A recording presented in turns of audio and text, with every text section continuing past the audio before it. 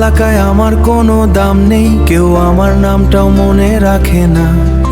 ইচ্ছে ছিল কলেজে যাব, স্বপ্ন নিয়ে পড়াশোনা করব, কিন্তু দুইবার অকৃত পথে হারালাম যেন।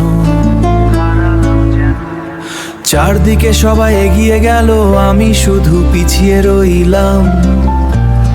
ভাগ্যের কাছে হেরে গিয়ে চুপচাপ রাতগুলো কাটালাম।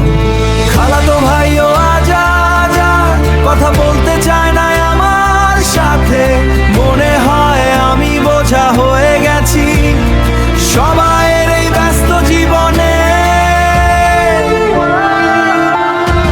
আমার কোনো বন্ধু নেই আজ, দু একটা ছিল তারাও দূরে। কাজ আর জীবনের চাপে হারিয়ে গেছে আগের সেই সুরে, হারিয়ে গেছে আগের সেই সুরে।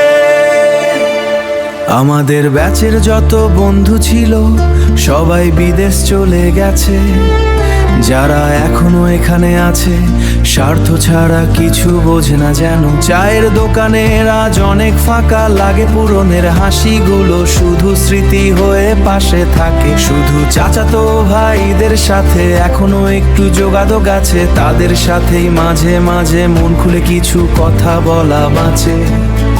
রাতে ছাদের উপরে বসে নিজেকেই প্রশ্ন করি, এই জীবনটা কি শুধু হারিয়ে যাওয়া গল্পই ছিল নাকি?